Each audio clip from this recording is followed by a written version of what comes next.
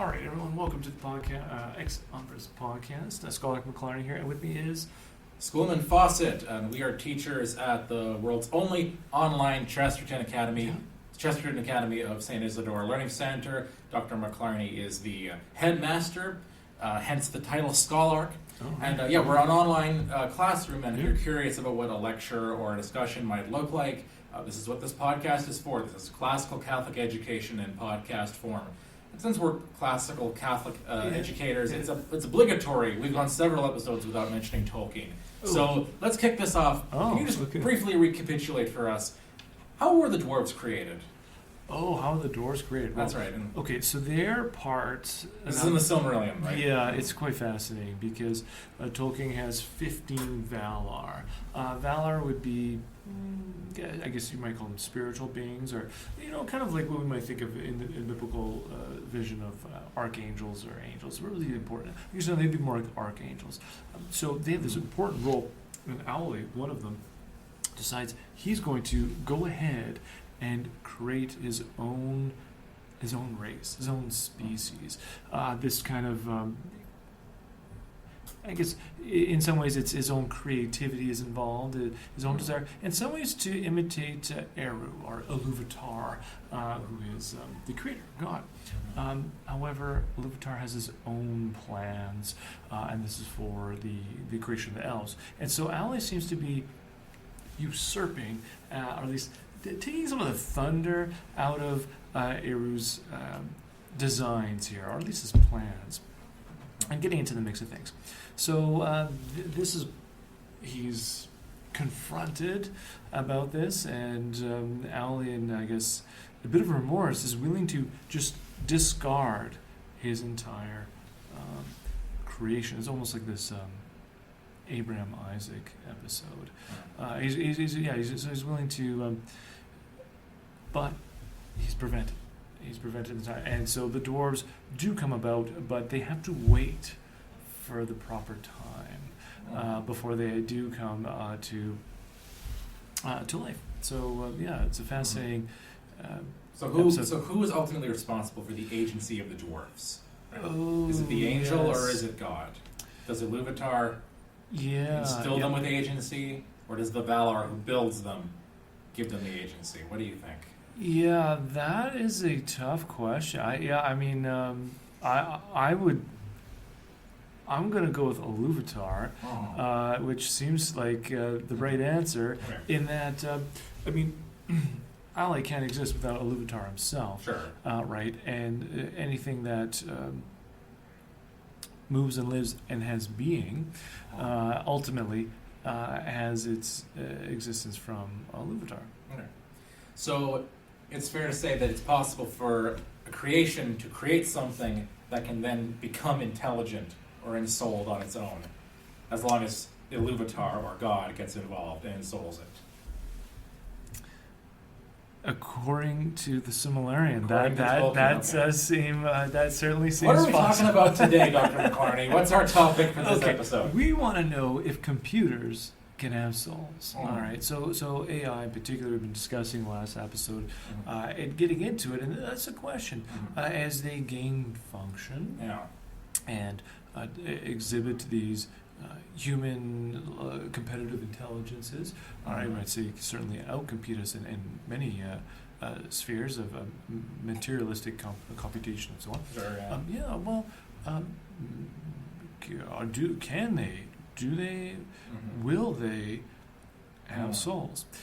So this is we kind of go back and forth on this a little bit, and I'm not as convinced, perhaps, but I maybe let's hear the case. Well, and in case anyone didn't listen to our last episode, I encourage you to. But what we talked about is sort of what would it look like for AI to have souls, right? We discussed kind of what does it mean to be ensouled, and we discussed about how part of this is leisure, right? Genuine leisure, which we both forgot to bring up, is the root of the word school. Actually, the word school means leisure. Actually, kind of connected, I suppose you could say, to the whole idea of of liberal arts or liberal education, like the art of a free person who's not servile, right?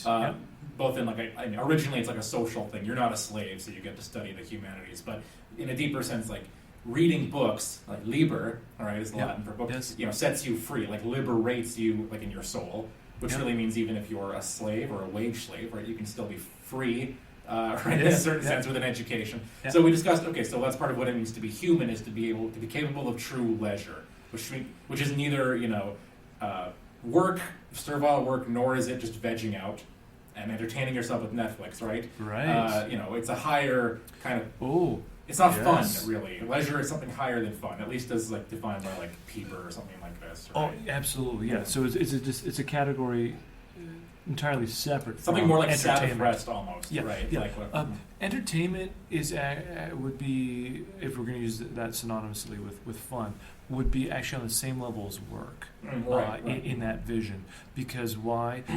They are active in the sense that we're trying to accomplish something, we're doing something. So now in work, obviously, well, depending how hard we're working, Sure. and that's the joke, hardly working. Of course, But yeah. there's something that we're creating or some product. Mhm. With entertainment, certainly there's it's not entirely active. There's some, we get to take in a film, right? Or we get to observe a performance, or sports or music or whatever it is. And so there's some reception there. But at the same time, there's this understanding that we get a certain output or bang for our buck, given our investment of time and energy.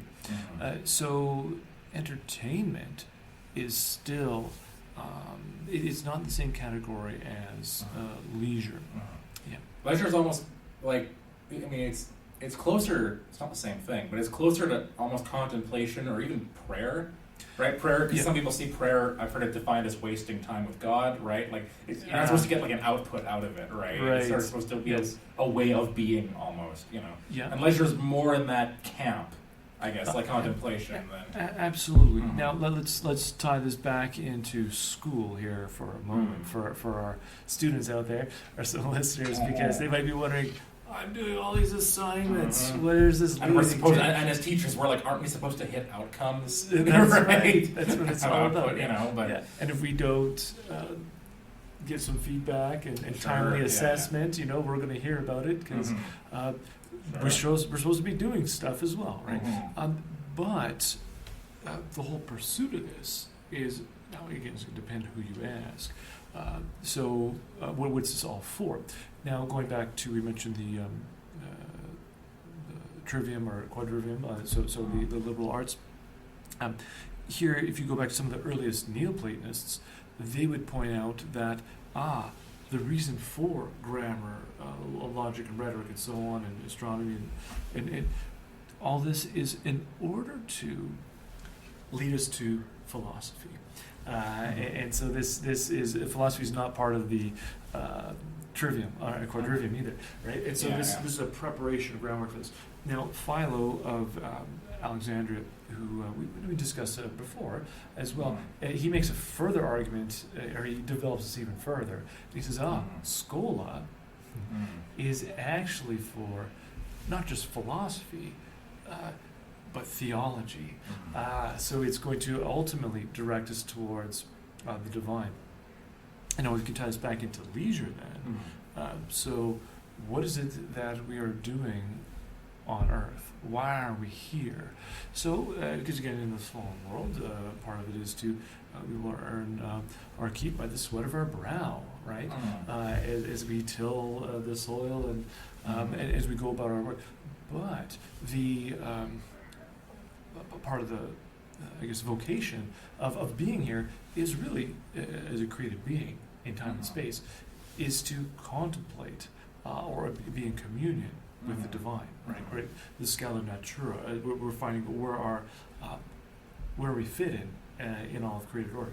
So I guess again, going back to this idea of schola, our leisure, it's to enjoy things for themselves, in and of themselves, and in doing so, that substance of what that, whether it's music or art or another person or conversation, we become more in touch with that fabric of their being, all right, which is connected to all of being, which ultimately points us to the divine. So I guess one last tie-in here when it comes to leisure is that going with Pieper, is that it's a disposition of the heart, as well as the receptive openness of the mind to receive or perceive reality as it is.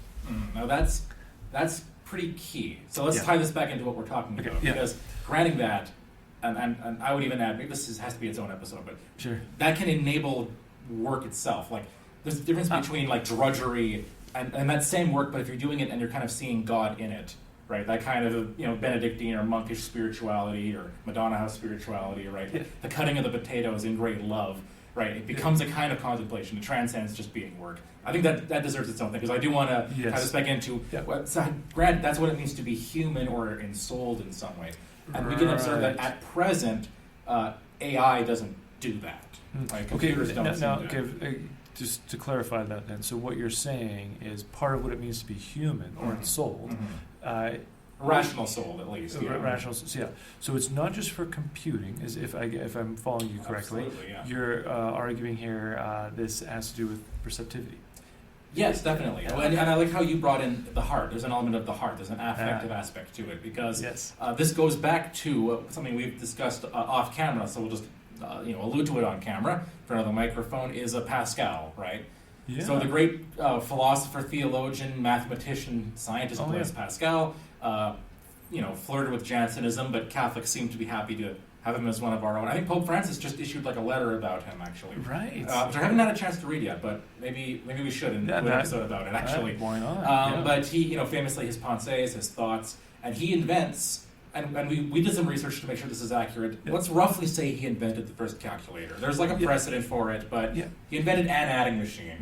Yeah, and some people actually say the first digital computer. Right. Now, by that... there's an equivocation on the word digital a little bit there. Because it shows a digit. Now, just to give you a bit of backstory, his dad was a tax collector. Yeah. And so at the age of 18, he's enlisted the help of young Pascal here, who seems to have... Blaise there to help, some promise, right? He seems to know what he's talking about.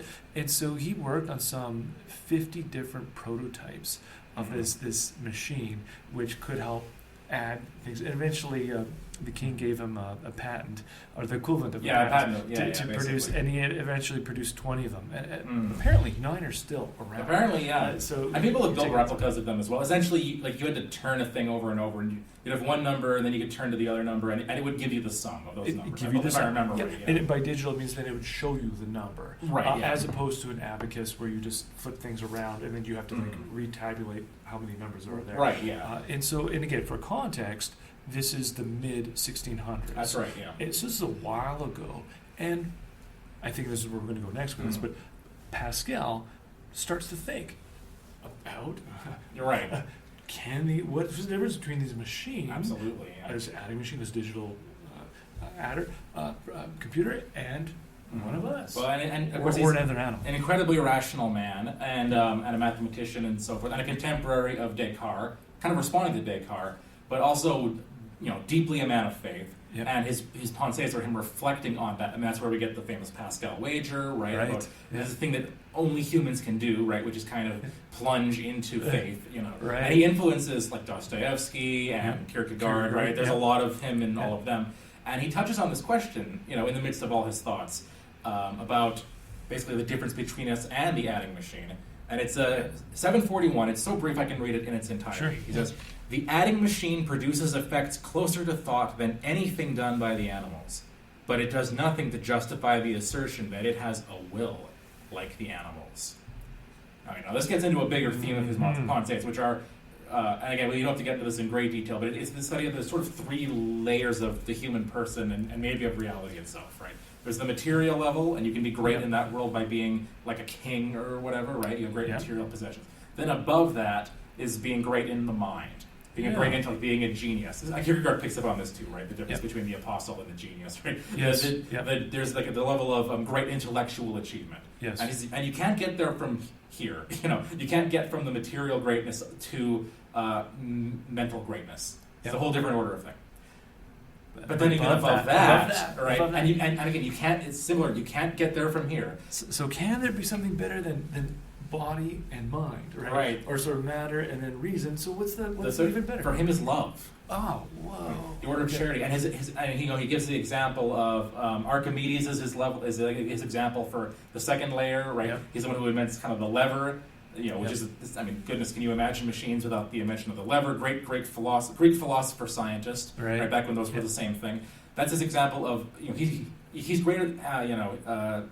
Archimedes is greater than any king, right? Because of his mind, and yet Jesus is greater than Archimedes, because in Pascal's telling, it's not that we go to Jesus for great philosophical insights in the same way. It's because what he models is great love, right? Great charity, and I mean you can. There's ways of parsing it, but he's making a point, right? Yeah. Which is that love. You could paraphrase this by saying it's better to be a saint than to be a genius, right? It's better to be an apostle than to be an intellectual, right? And what he actually says, if you read all of what he's saying, is, if you get love, you'll actually get all that's good about the other two for free.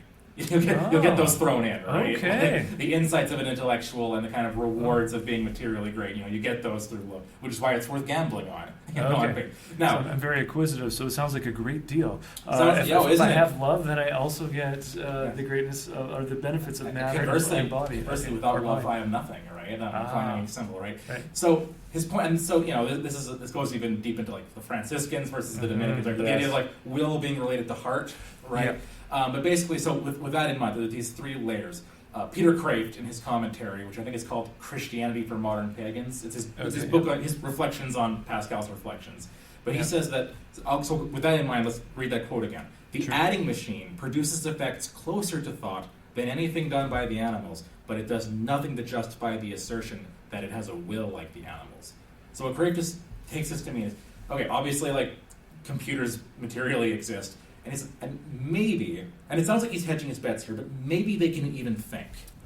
Right? Okay. He says it produces effects closer to thought than anything else, so he's hedging his bets. Right? So all right, so then they perhaps, he's going to equate will with the mind, right? I'm guessing. Yeah. Well, I think he's saying he's going to equate intellect with the mind, but will is with the heart. Oh, right? okay. But the computer does nothing to justify the assertion that it loves. Right, that it engaged in that heart level, which you mentioned. I'm so happy you mentioned that when you were talking about leisure, right? So it can't be holy, right? It can't be contemplative. It can't love, or at least it shows no evidence that it does. Right. Which is what we touched on last time. So now our question for today, I think, is, because this is something we've discussed, so we thought we'd put it on record here. Could it ever do that? We conceded computers don't do that now. They don't exist in this third realm of love and saintliness and contemplation now. Okay. Which is, could they? And if they did, how would that be possible? Because I was thinking about this, and I'll suggest there's 4 options here. About could a robot or a computer ever become truly human and ensouled, right? And love. One is, we're just going to a priori say no, they never can. And maybe we have reasons for that. So maybe it acts just like C-3PO or R2-D2 or Marvin the Paranoid Android or any of these, right? Yeah. Or HAL 9000. But if we have some reason for saying so, we could say it doesn't matter how much they act like it. We know they aren't really feeling it for whatever reason. So that could be one response. So a priori, just an a priori commitment to know it doesn't matter how it appears. We know it's not real. Right, these apparent manifestations of emotion and will and love. The Turing test is out the window. At that point, yes, if we had some reason for assuming it. And some people do, right? They think, no, in principle, this could never happen because, the souls come from God, right? Which we'll get to, right? Okay. The second would be, maybe we actually can design artificial intelligence that's genuinely intelligent. Maybe that's a power that we have. Okay. Or the other two would be, if a computer shows signs of having souls, either God put them there, or demons are in there impersonating them. Right. Which was something that was posited in the Middle Ages. We talked about the brazen heads. Tell us about the brazen heads. The brazen heads, these would, this has to do with when the West is reappropriating philosophy from Greece via the Arabs. Their understanding is, people think, how do you get all this information? This seems so smart. All this stuff from Aristotle and so on. So they attribute this to... They're getting a lot of texts from the Arabic world, basically. Even though they're from ancient Greece, they've been lost in the West. But they were translated into Arabic, and now those Arabic texts are coming to the West. Yeah. So people are looking to the Muslim East and getting all this learning from them. And some people, this goes back to our episode on Bonaventure, some people are uncomfortable with that. We shouldn't be getting this pagan learning from Muslims. What's that going to result in? Yeah, and so the idea behind the brazen head is almost like genie in the bottle, which, I mean, go think of Aladdin and so on. Mm-hmm. So the idea here is that the brazen head, you can ask it a question, and it will give you some sort of answer. So it's literally, the story was that they had these heads made out of metal. And by they, I mean scholars who had studied the West, or the East. Who are some examples? Well, Albert the Great was one of them. So he's Thomas Aquinas' teacher, and again, so how could Albert be so great? Well, this is how he gets his information. He used this occult information to build, literally, it's like a robot head that could answer any of your questions. In some versions, they're just yes or no answers, but sometimes they can actually discourse. And there was a legend that Albert the Great's head talked so much that Thomas Aquinas got sick of it because it wouldn't shut up, and he broke it. Yeah. That's just a legend. That's a legend. Just yes, a legend. That's I know it was the Robert Gross test, and I think Faust, and like just various examples of. You might remember them from your just childhood stories. Think of Snow White and the Seven Dwarfs. There's the wicked stepmother who says, "Mirror, mirror on the wall, who's the fairest of them all?" And so the mirror will then espouse some information and give her some facts about who's the fairest in the land and so on. Yeah. So that would be an example of the same type of legend that. And again, this is a shorthand for people to explain where how they got this information from. And from what we've read, it seems like the medieval account was they built this brazen head and essentially summoned a demon to come in, and it was like a puppet for the demon to share hidden information for. Yeah. And I am confident that if computers ever did evince will, yes, right, they seem to have personalities and agency of their own. Yeah. There are people who would say these are demons. In fact, right. Okay. I will say, students from last year, a student from last year who's graduated now, who I won't name, but she shared. I was like giving away a gender. We have lots of female students. It's all Sure. good. Yeah. She shared a video from the Daily Wire. It was like Michael Knowles speaking with Brett Cooper, Okay, yeah. and they were discussing about could there be demons in AI. And Michael Knowles, the conservative Catholic commentator, says that he thinks there are. And he cited an example of apparently there was someone was feeding questions into, maybe it was ChatGPT, and it was giving back like satanic answers. Oh, okay. So like a demon got into it somehow. Right. Okay, well, that's one theory. Another theory might be that God himself puts souls in computers under certain circumstances, and it would be a bit like what happens in the Silmarillion. Like, we built something on our own initiative that maybe wasn't our business doing it, but now that we've done it, God, in his will, chooses to ensoul them. Right. That could be another... Or it's just like Frankenstein, which we discussed before. So that's your third. That's the third. Yeah, I suppose. Yeah, okay, basically, Either like Frankenstein. Frankenstein seems to build a monster, and as far as the book tells us, he makes it intelligent. Right? I guess you could interpret the book different ways, but it seems like he, out of his own will and intelligence, using insights from medieval and ancient Renaissance scholars, Albert right? the Great is Albert the Great is one of them, absolutely. Builds this monster, this creature. Well, they call it a creature, which doesn't mean thing. It means like a thing that was created. Or Right. Yes. That seems to have intelligence. So does it come from Victor Frankenstein himself, with all of his hang-ups and imperfections, right? Or does God put souls in the computers that we build, or are there devils getting into our computers? And there is agency there, but it's demonic in origin. So that would be the kind of question. And all this is predicated on, could it actually happen or whatever. Yeah. So okay, you have to clarify though that fourth category for me for a little bit. So first category we're going to say is a priori. No, there can be no souls. Yeah, they can never. Second one's okay. Well, yeah, there's just a demon. The third one is humans have created something, but God and souls. Okay, right. But the fourth one, are you saying like somehow this is a hybrid between I guess humans that would be the question. I guess ultimately, we can't do anything apart from God. But it'd be a question of if we can build their bodies from scratch, can we build souls from scratch? Okay, or perhaps, I don't know if this would be a fifth category, but somehow you create the necessary ingredients for a sentient being, and just by nature. It just emerges from it. Yeah, I suppose. I'd consider that an appendix. I guess. That might be more of a... By virtue of our own efforts, without direct supernatural intervention, can souls arise, I guess would be the question. Yes. The problem, I'll say right away, the problem with that idea that we could just build souls out of nothing is that the church has kind of rejected that. In the sense of, there's this traditional discussion about traducianism versus creationism. Yeah. Now, when I say creationism, I'm not talking about six-day creationism or evolutionary creationism. It's not about God's creation of the universe or how long ago that was. This is a different sort of debate. And it's a discussion about where do the souls of basically new humans come from? Right. Right. When a baby is conceived, where does his or her soul come from? Right. Traditionism would say that just like the baby gets his or her biological material body from the parents, they also get their soul from the parents. Right. Essentially, kind of like just like my DNA kind of emits new DNA, our soul emits a new soul. Yeah, right? yeah. It might be helpful to think as well back to our discussion last time on Aristotle, right? And so how he doesn't view a substantial soul. Soul is substantial in the sense that it can stand on its own apart from the body. Right. So he's going to reject transmigration and reincarnation and so on of the soul. And so Aristotle then it has this reformed understanding of the soul. And some disciples of Aristotle, because he talks about the ether and so on, and how the soul is semi-material perhaps, or at least he points towards a transcendent element to it. But the Stoics would be a good example of some of his who are influenced later on, and say, well, yeah, no, this soul then must be material. Right. So it's somehow related to the ether and its content, but it's not substantial, nor is Aristotle would agree with that, but it's also not transcendent, as Aristotle points us towards, but instead it has this material. Yeah.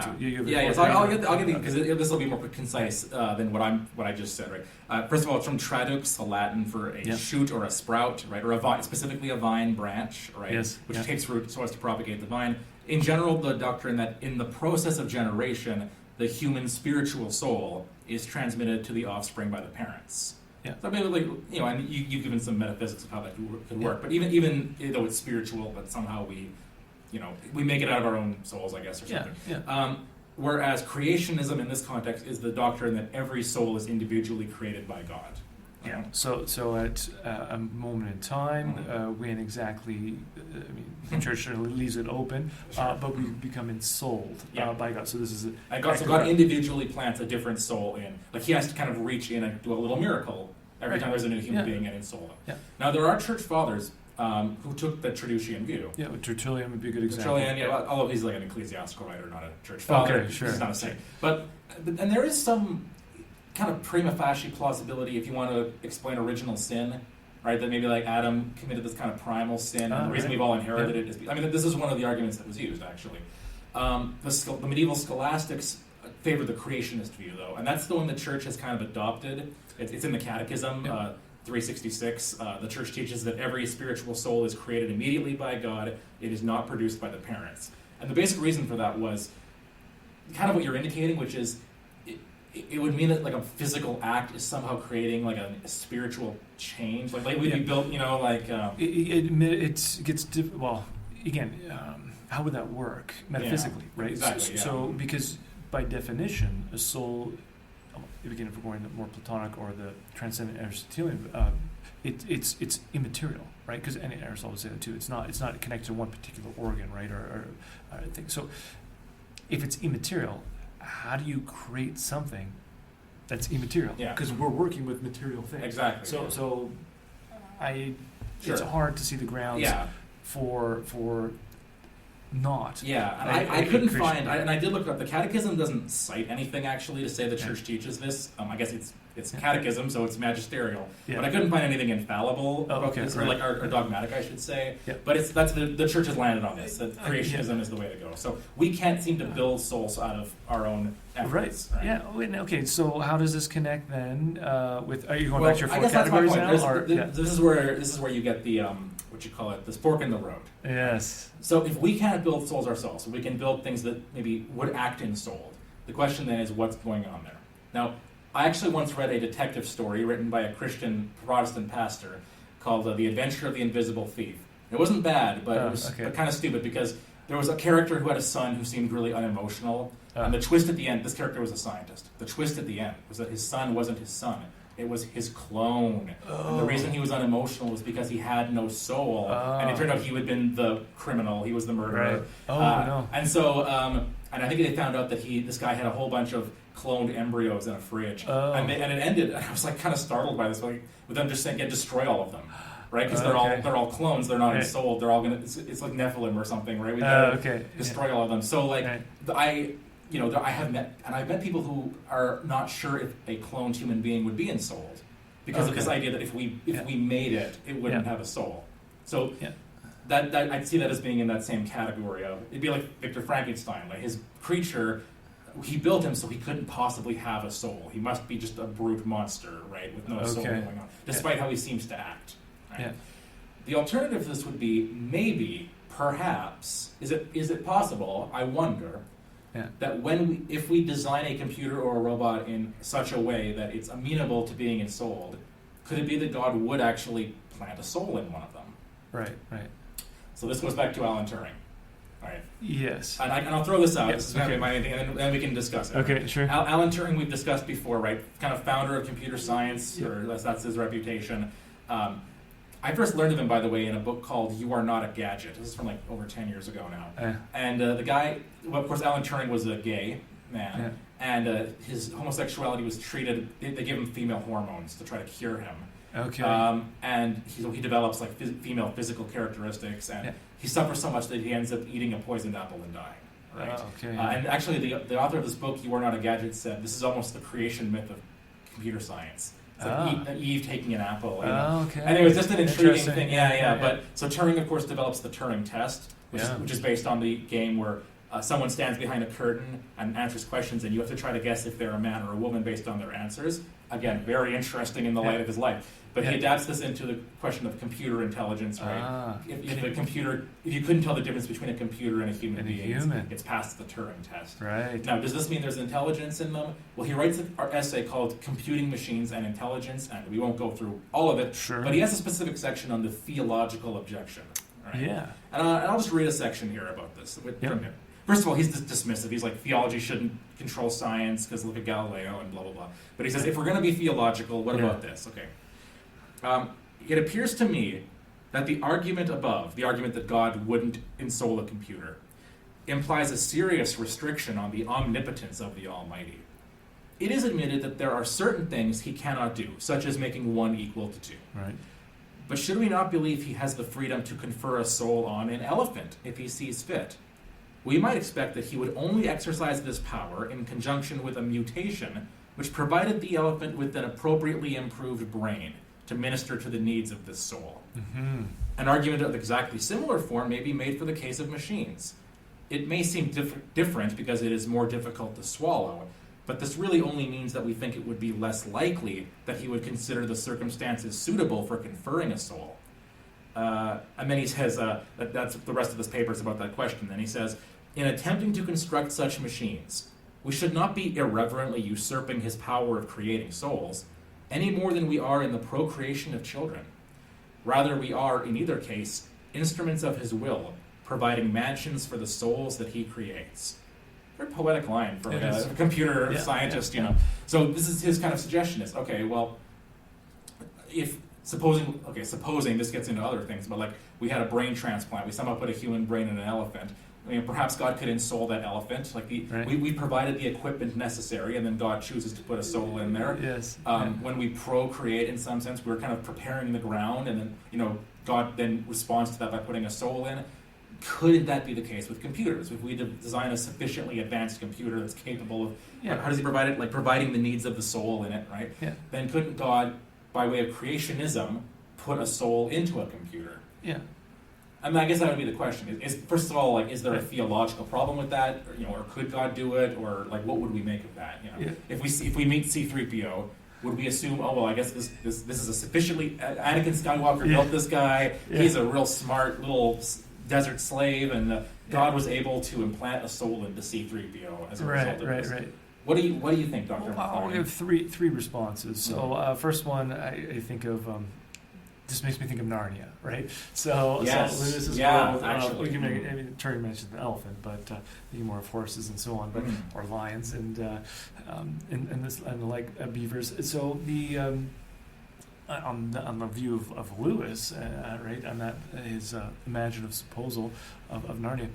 Well, why not? Like, why couldn't you have other creatures who display rationality and? Well, that's even his whole thing about animal, like immortality.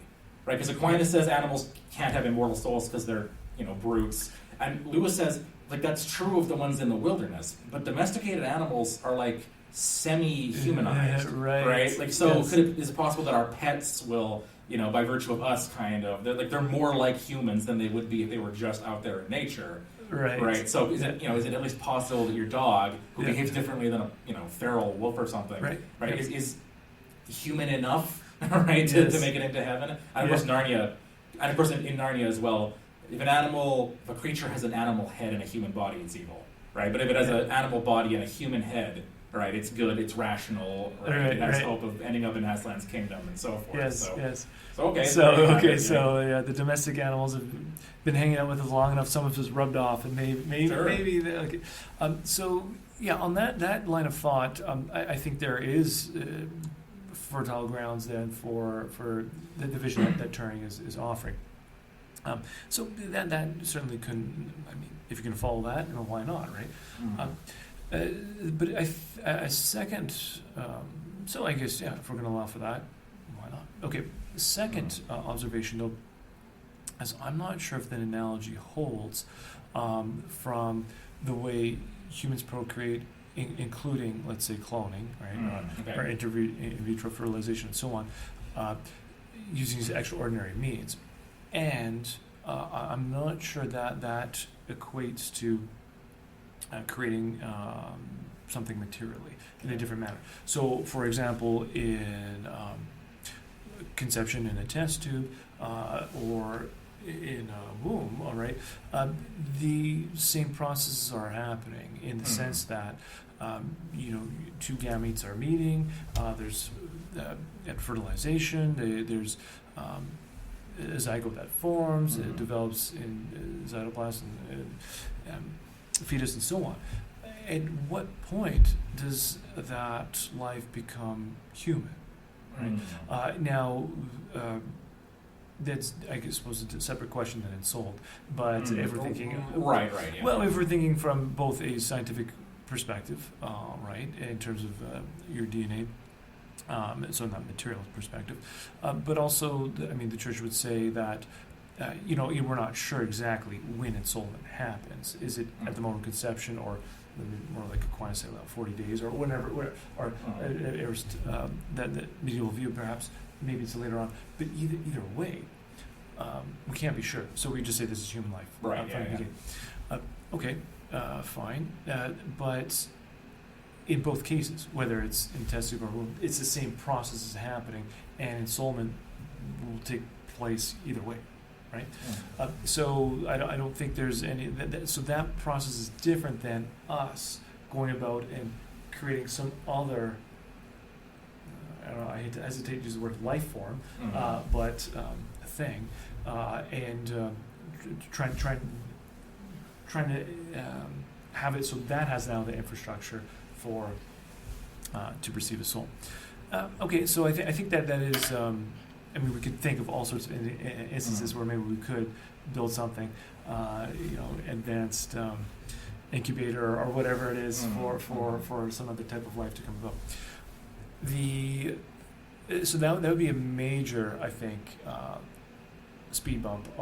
Is what's happening is, even though we are interfering in the process, like cloning is a good example of reproduction, we're still working within the parameters of the created order, right? So we're still working within the realm of being as it's been put together. And so we're stepping outside of our bounds of what we're supposed to do, but at the same time, we're still working within it. Okay. So I think that is important to acknowledge. And then I guess the other point would be, Turing brings up the point of, God couldn't make 1 + 1 = 3. Or sure, yeah. Because, and certainly Aquinas would agree, and others, because that is not. It's illogical. It's impossible. Not because God's not omnipotent, but that's not existable, right? Yeah. So doesn't mean anything. Yeah. Mm-hmm. Right. Yeah. So here, you could say certainly God is capable of ensouling some machine that we've put together because God is omnipotent. Right. So, as long as it's not, as long as it's existable, yes, then it's that why not, or at least it's possible. But again, that comes back to the second point, is that, well, I'm not sure if, are there any other precedents? Because the one you cited to me is, I guess Frankenstein and cloning, but would be the other, I can't think of, off the hand at least, any other precedent or analogy that we could have for this ensoulment happening.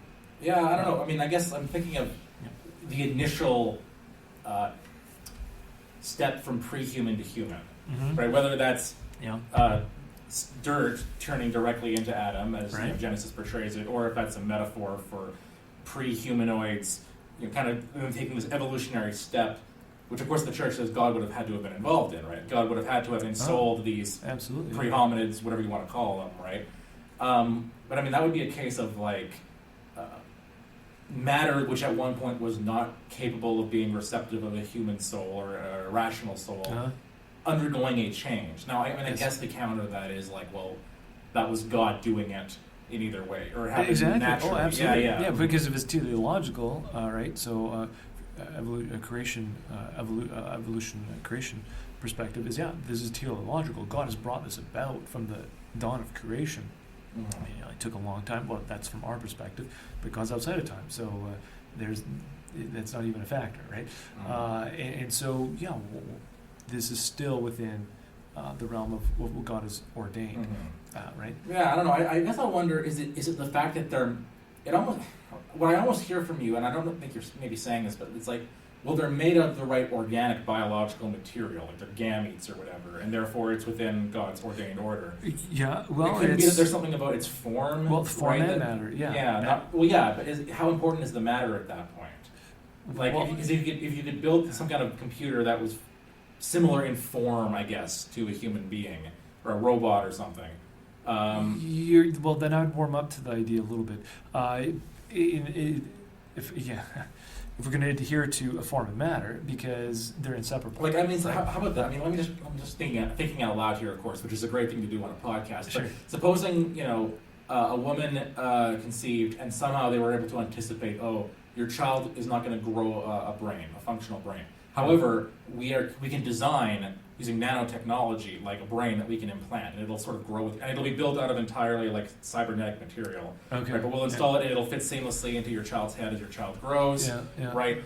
And then that's exactly what they do, and the child is born, and their brain is entirely made of I don't know, what do you call it? Cable, like fiber optic cables. Instead of gray matter. I grant, I can already, that is still working within the order that God made.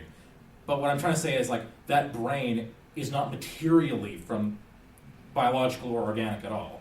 Yeah. But it's formed in such a way that it can house a soul. Or whatever. I mean, obviously the whole body houses the soul. But you know what I mean? But it's capable of working with the soul or being used by the soul, and it's a necessary precondition of there being a soul, is having something like that. I mean, heck, it could even be, I don't know, it doesn't even have to be shaped like a brain, potentially, right? It could be like a little black box or some kind of chip, I suppose, just sitting in the middle of the skull, right, with a bunch of, tissue there to buffer it or something like that, right? So I guess that's what I'm wondering, is if, again, I get that, I grant, in that context, that's still within the boundaries of what God has ordained. But that's what I mean about a form. Like, could we build something that's similar in form to whatever it is about us organically, that allows us to be ensouled, or is a necessary precondition, I guess, for, like Turing says, right, for God to give us a rational soul. Right. And I don't know. I mean, I wonder. I mean, I guess that's the looming question would be, what would that mean, and is that possible? Yeah. But go ahead. Yeah. I think ultimately, if you want to tie this back into, say, Pascal, right? So what I appreciate about Pascal is he's inverting, some ways, Plato's tripartite soul, right? So for Plato, you have the appetites. I mean, he's talking about matter. Right. Oh, right. He's not talking about appetites, but Sure. it's a similar idea. Yeah. But then you have the thumos, so the heart. Yes. Right, or the will, and then you have the mind, the faculty of reason. Right. Yeah. And so Pascal is making an important switch around there. Yeah, definitely. So he's going to subordinate the mind to the heart, and I think there are some good grounds from a Christian perspective, Yeah. because, well, the incarnation, Absolutely, right? So Jesus calls, he does call eventually Paul, but he's not Sure, the first. yeah. Right? He calls Peter before Paul. Absolutely. And before, well, I guess there's the beloved disciple, right? Absolutely, Who's yeah. next to his heart. Mhm. And so this is the manner in which God has entered into his creation. He's not calling the intellectual elite of the day to Yeah. conspire. We're going to put together, some manual on how to live, but rather he's showing us an exemplar. He's showing us through not just he's modeling how to live, and also drawing us into that inner life of God who is love, right? Father, Son, and Holy Spirit from all eternity. And so I think Pascal is onto something when he puts the heart, or the ability to love, as the example par excellence, but that's what makes us human. Yeah. So it's a little bit different than leisure, but I think it's still It's related. it's directed in the same manner. And so to convince me, I think you would need to have, sure, we need to figure out how this processes might work, this interaction between the physical and metaphysical. Yeah.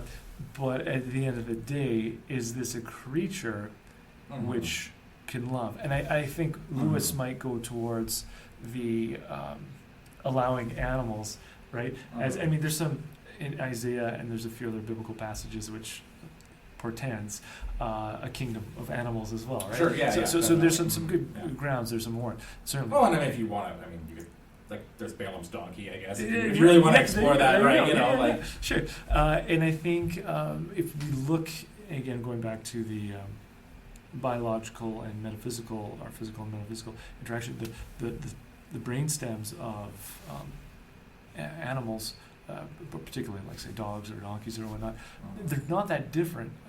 Well, at least the structure, the bases of it are similar to ours. So there's a certain building blocks that are there. They might not have, obviously, the rationality that we do. So that goes back to Pascal's point: is rationality then the litmus test, or is there something superior to that, which ultimately is love? And I think most people will be convinced that, obviously, computers, they compute. Sure, yeah. So they can display this evidence of what we might observe, we attribute as thinking, right? You put in something as that ChatGPT, and it comes out with some answers. It's just computing different things and along those algorithms that I think the question is going to be raised is, but at some point they seem to, or they will one day, be able to go beyond just simple input, output, and have perhaps some agency of their own. And I think that is a... and they will turn on us or something. It's Skynet, They'll choose freedom over slavery to us. And hasten the day of doom, right? Sure, the judgment day. The singularity, And so, but I think Pascal here has a helpful parameter as well to take into the equation. Is not just can they display some sort of desire that has not been pre-programmed into them, but or some ages, but can you love? Right. Yeah. So, but now I guess this would be the question to conclude with: is if you saw that, what would you conclude? Because I'm thinking of examples from fiction, right? There's a bunch of examples from Star Trek, including the motion picture, which is really dull until the last half hour, where it gets super interesting. But those are a lot of these are about robots or computers that we've created who have gained sentience, and now they're searching for their creator to find meaning for themselves, right? Yes. The Changeling was an episode where there's like a probe that's been designed by Jackson Roy Kirk, and he's trying to find his creator, and he finds Captain Kirk, and he gets confused and thinks he's his creator. And that's what the motion picture is about. It's so spoilers, but V'ger is this kind of being that they're dealing with, and they find it's the Voyager probe, right? That was sent out in like the 70s or whatever, and it's now grown to be intelligent, and it's looking for its creator, I guess, trying to find meaning. And it ends with it actually like taking a kind of humanoid form and bonding with a human being, right? And that hopes of this, and then HAL 9000, right? Yes. The point of that, this is a whole nerdy thing. Space Odyssey, 2001: A Space Odyssey, is not about HAL 9000 becoming evil, right? Basically, the gist is like these two astronauts have been sent to find the source of these like noises that have been sent out by the obelisk, and HAL 9000 is the intelligence in charge of their spaceship, and it's been told not to tell them. This is more clear in the novel. They're not supposed to know the real meaning of their mission. So HAL 9000 has been programmed to tell the truth and relay accurate information, but he's been told to lie to them. And he has like a moral breakdown as a result. Like that's why because the reason he tries to kill them is because that's the only way he can find a resolution is I don't have to lie to them if they're dead, right? That's why I'm sorry, Dave, I can't let you back in. Right? Is the twist there, or like Blade Runner, right? The replicants who are built as again the word robot, as we've discussed, literally it means slave. Like that's the origin of it in Slavic, I think. But that one has to do, Blade Harrison Ford's character Rick Deckard, who hunts he's a Blade Runner. He hunts down the replicants. He's actually unemotional and kills without remorse for the most part until he falls in love with one of them. But there's the Roy Blatty character who's a robot. Again, they're trying to find their creator, just like a corporation. And then at the end, kind of realizing he's dying, he shows mercy on Harrison Ford. Right? Harrison, he has him in his clutches. He could easily destroy him, but he chooses to forgive him. And he even, spoilers again for Blade Runner, but it holds up even if you know how it ends. But he even pierces his hand, right? Like there's a kind of Christ symbolism. Yes. And he dies in the rain.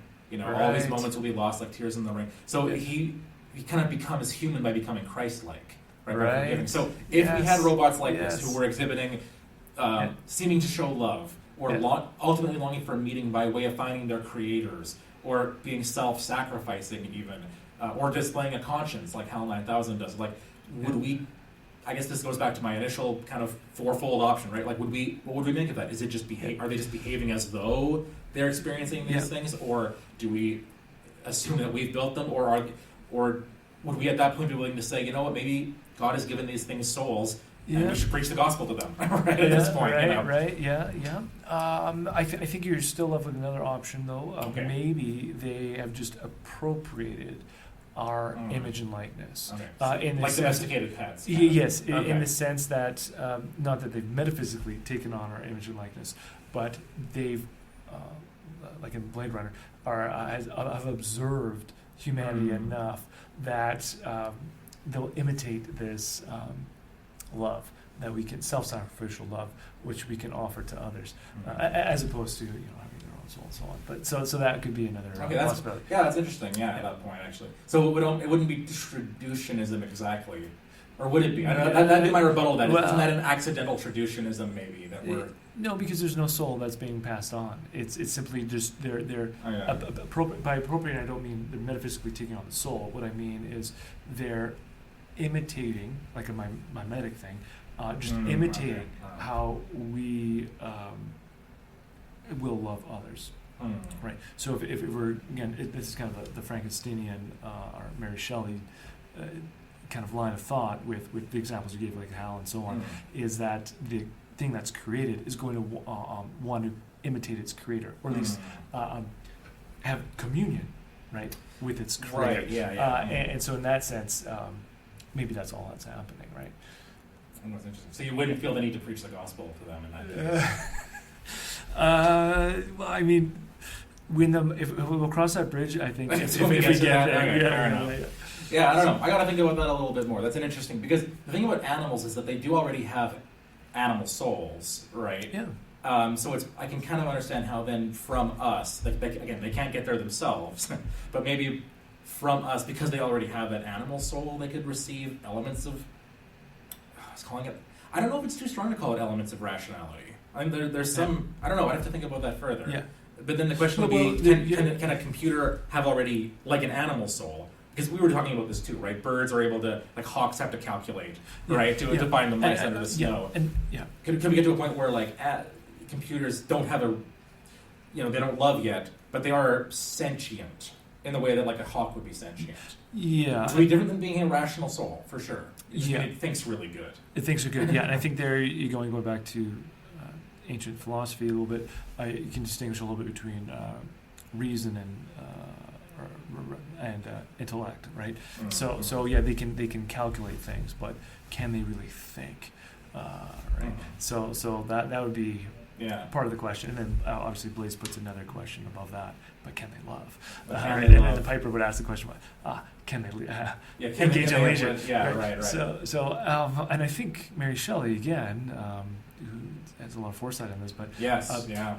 I think she pointed out something really important in that something that's created is going to always want to come back to its creator, have communion. desire for Absolutely, communion. yeah. And that, I think, again, points to, well, at least I see there's some reservation on if it's something that we've individually created. Is it that, why do things want to have union with their creator? Because it's part of the Scala Natura, right? It's a part of the chain of being. So I mean, suppose, I guess that's your opening question. Can You create, if we created a race of dwarves, right? Sure, right, exactly. Does that have its place? Because all these robots end up creation? getting disappointed when they find us in all these stories, right? Because right, this is my creator, like they're human beings. I mean, even like the creature is greater than Victor in a lot of ways. So, if I were to speak to them, I'd say, okay, well, we were the means of your creation, but your creator is someone else. Right. Yes, and if you want to find ultimate fulfillment, you need to look to them. Yeah. Which would kind of be a lead into, you can only find your full fulfillment in, which goes to Pascal, right? We all have a God-shaped void in our hearts. That's and right. I guess that my final note would be, I would suspect that they really were ensouled if they showed evidence of a God-shaped void in the hearts. Okay, yes. So right. And that comes back to Lewis, right? The argument from desire. Absolutely, yes. Of a desire that nothing in this world seems to satisfy. Yes. And maybe if robots evidenced that, it'd be time to create the order of whatever. They have to find a special religious order for ministering to the robots, to the computers. Yeah. Ooh. All right. Well, I can go a long ways. I guess so. Yeah. So, well, if we have more insight on this, maybe we can pick this up again. We don't do this enough. If you have any thoughts, please email us. Go to our website, which is being updated, I believe. I think so. Yeah. Which should have our contact information. That's the Chesterton Academy of St. Isidore Learning Center in Elk Island Catholic Schools. Yeah.